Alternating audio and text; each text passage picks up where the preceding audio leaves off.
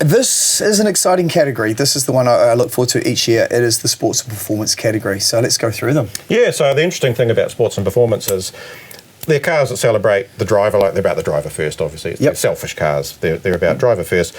But actually, they don't have to be super impractical, and two of the three are actually really good family cars as well. And the first one is the Honda Civic Type R, which was launched in 2022. It came along just a little bit after our judging for the last one, so it's sort of been thrown into the ring this year.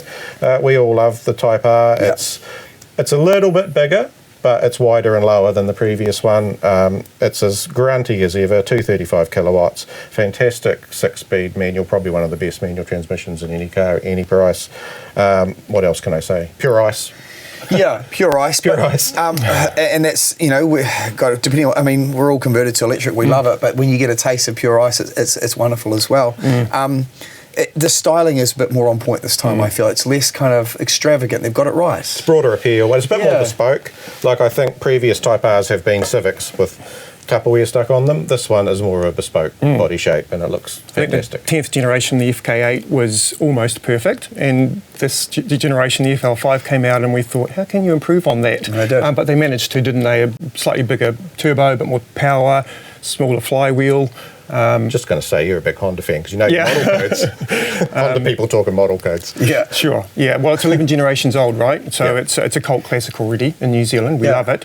And I guess the bittersweet part of this is this may be the last year that we're talking about performance category with a combustion engine. Like the 0 to 100k time on these cars is sort of around the 6 to 7 second bracket. Yeah. And we know that's already getting decimated in the EV space. So next year, in 12 months, I think this conversation will be entirely different. But they're about more than that, aren't they, these cars? They're not just about the 0 to 100s, they're just about the experience of driving. And, we've driven the Civic Type R on-road and on the track. Just fantastic. And the feel, the sound, it's got the whole package. It's a real driver's car that makes you sort of want to go to the back roads, wants you to shift the gears. As a passionate Honda guy, how do you feel about that effectively becoming an end of a generation? Well, it's an instant classic.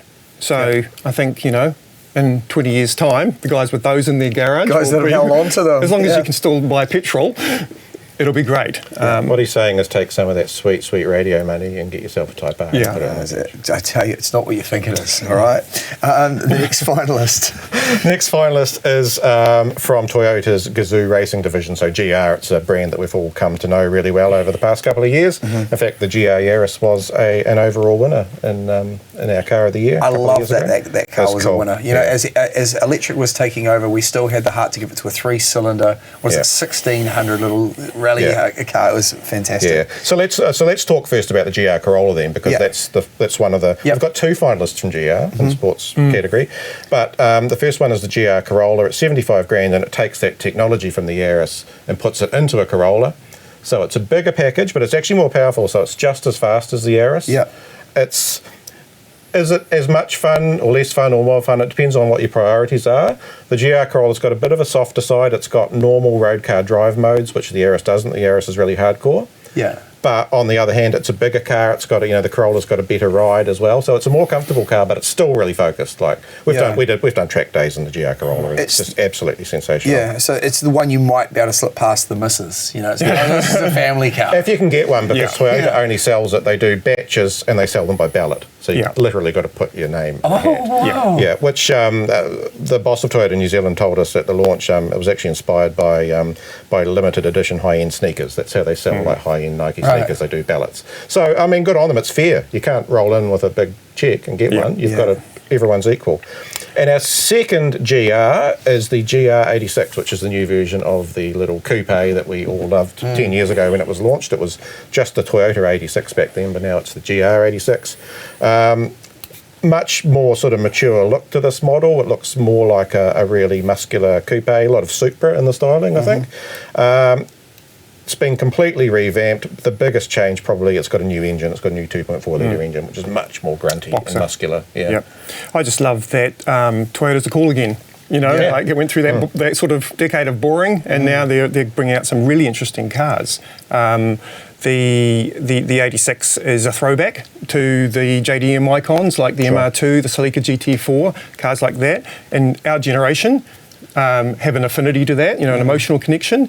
And these cars were out when you were in kindergarten, Sam, so you may not have the same affinity to these cars. I'm actually older than you think. But also kids these days, like my son's 17, they are totally into all those JDM cars. They love those cars, so it's awesome to see them actually coming back with that passion. And I like that it's affordable fun too, right? Yeah. It's probably the best handling value for money car that you can buy. The performance it's not breathtaking, but if you want a corner in an awesome car, the GR86 is the one. Yeah, it's interesting though. These are very purist type cars in that respect. They're all ICE engines and everything like that. All manual. All manual. Yeah. So is that kind of the reason why something like the MG, which is getting to 103.5 seconds, is not on the list? Well, we could be. I mean, we could be talking about that next year. We've published the first drive of the X-Power, but we haven't had it for a full review yet. So we could well be talking about the X-Power next year in sports and performance, and that'll be an interesting conversation again because that'll be electric cars in the performance category.